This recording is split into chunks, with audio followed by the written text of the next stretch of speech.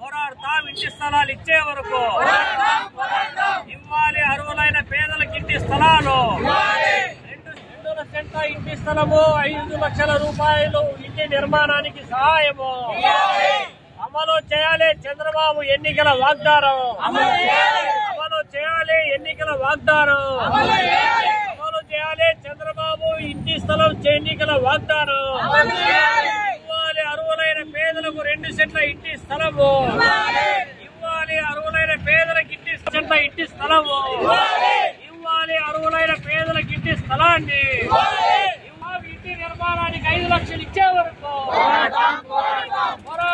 ప్రభుత్వ స్థలాలు కబ్జాదారుల నుండి